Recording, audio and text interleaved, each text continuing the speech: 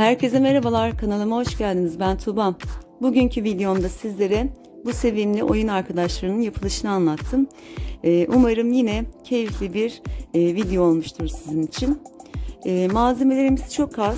Gördüğünüz gibi 3-4 parça bir şey lazım olacak. Bunları ben yine detaylı bir şekilde açıklamalar kısmına ekledim.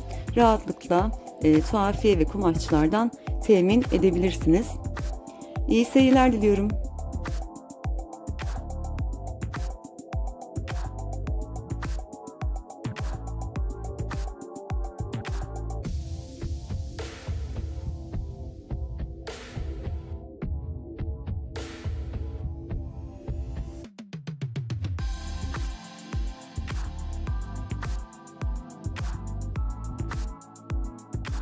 Bebeğimizin çalışmasını yaparken iki kere işlem olmaması için yine kumaşı ikiye katlayarak kalıplardan birer tane, kol ve kulaklardan ise ikişer tane keserek dikim işlemlerini hazırlayalım.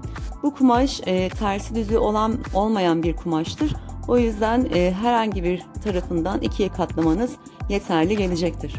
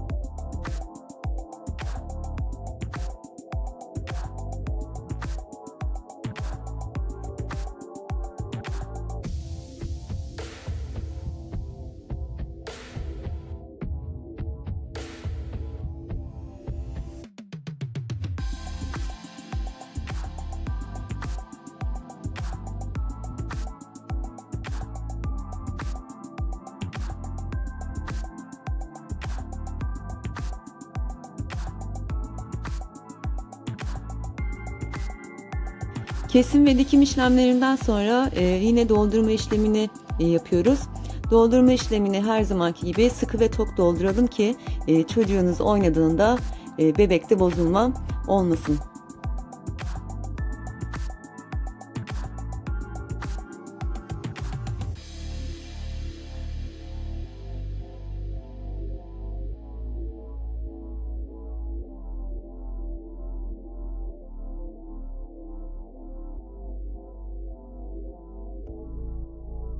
Burada gösterdiğim en önemli detaylardan birisi, gördüğünüz gibi bu kumaşın kenarlarından ipler atabiliyor. Bu yüzden bu tür çalışmalarda her zaman yaptığınız dikişi ters çevirerek doldurmanız gerekiyor. Ve doldururken doldurduğunuz kısmın uç kısımlarını yaklaşık 1 santim kadar iç kısma çevirmemiz gerekiyor. Ve normal yine çevirdikten sonra iğnemizle battaniye dikiş yöntemiyle ya da normal tel geçerek oraya sıkı bir şekilde dikmemiz yeterli gelecektir. Bu kısmı atlamayın lütfen. Kafa kısmının da kolları da aynı bu şekilde kumaşı içine yarım santim ya da 1 santim ne kadar pay kaldıysa çevirerek, iç kısma doğru çevirerek güzel bir şekilde ince bir şekilde dikişimizi bitirelim.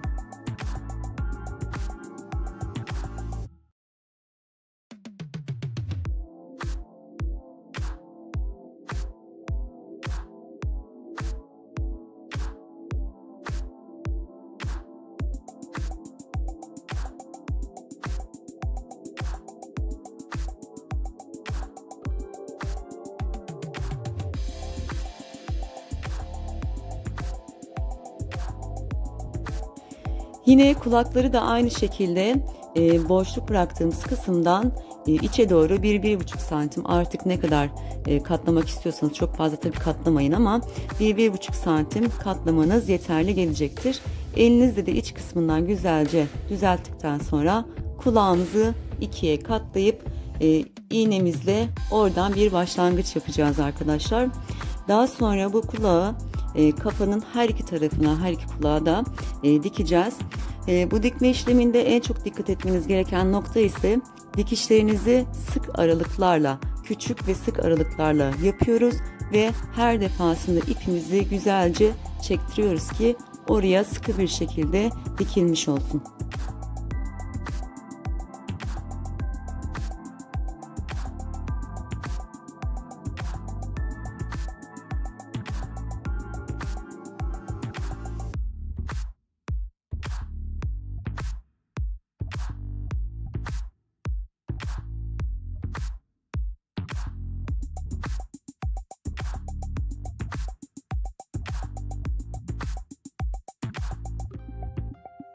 Bu tarz ürünler hazırlarken ya da oyuncaklarınızı hazırlarken her zaman ipinizi çıkış noktasını gizleyin arkadaşlar.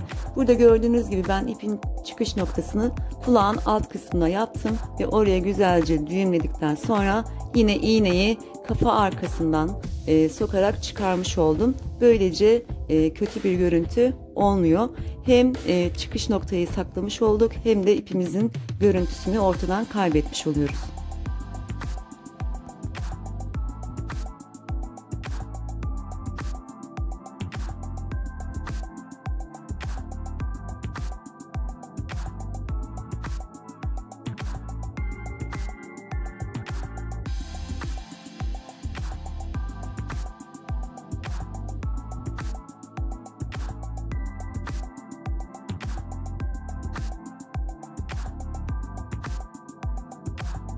Göz işlemesini yaparken yine her zamanki gibi art dikiş yöntemiyle battı çıktı yaparak ilerleyeceğiz. Bir ileriye bir geriye dikiş yöntemi kullanacağız.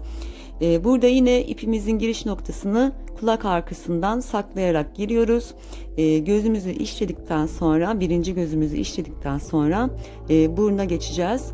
Burun noktasını atlatmadan güzel bir şekilde izleyin derim. Orada çizdiğimiz üçgen şeklindeki çizgilerden taşırmadan sağlı sollu ipimizi geçirerek çalışmış olacağız.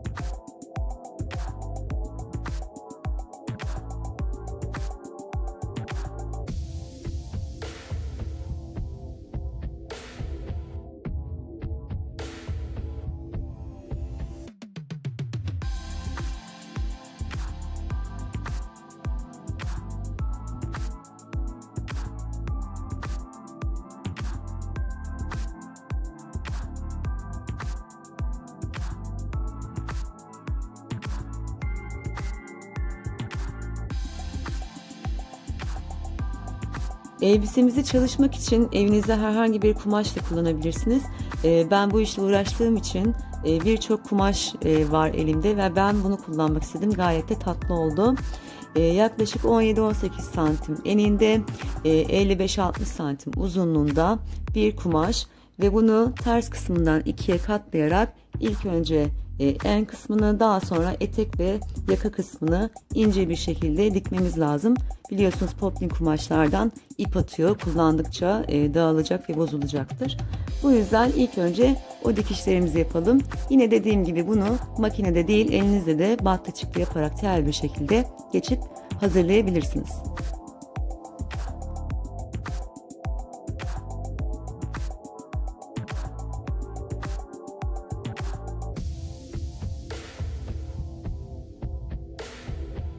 Elbisemiz de artık hazır olduğuna göre tavşanımızı süslemeye geçebiliriz arkadaşlar. Siz bir yandan izlerken ben de size birkaç tavsiye vermek istiyorum. Eğer dikkate alırsanız çok memnun olurum. Biliyorsunuz bu tarz oyuncaklar organik oyuncak olarak geçiyor ve piyasada internet üzerinden çok fahiş fiyatlara bile satılabiliyor el işçiliği olduğu için. Ama inanın gördüğünüz gibi yapılışı aslında çok basit. Birkaç tane ufak denemeden sonra elinizin işçiliği hemen oturacaktır. Çünkü yapımı kolay bir ürün bu. Bu tarz ürünler çalışarak ev ekonomisine katkıda bulunarak kendinizi de bir yandan geliştirmiş olursunuz.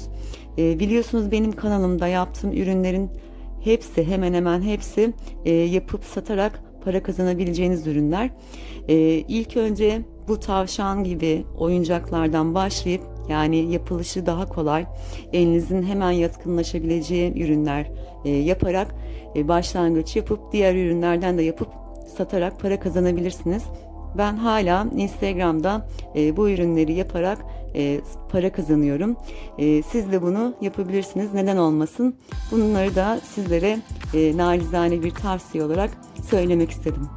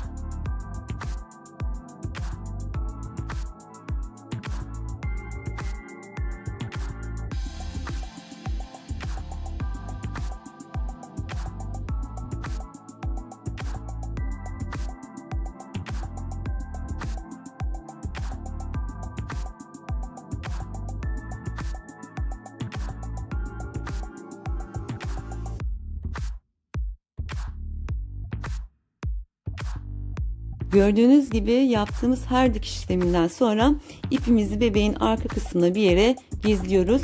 Ve o gizlediğim ipleri de güzelce ben oraya düğümledim birbirine ki çocuklar oynarken bozulma olmasın.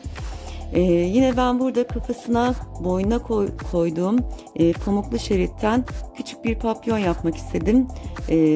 Aslında gayet de güzel oldu. Ama yine de kararsızım. Böyle sade, kafasında herhangi bir şey olmadan da çok güzel duruyor. Tokalı da yine güzel oldu. Onun kararını da artık siz verin. Tercih size kalmış diyorum. Videomun sonuna da yaklaşmış bulunmaktayız bu arada. Artık bitiyor. Kanalıma abone olup videolarımı beğenip bana destek olursanız çok mutlu olurum.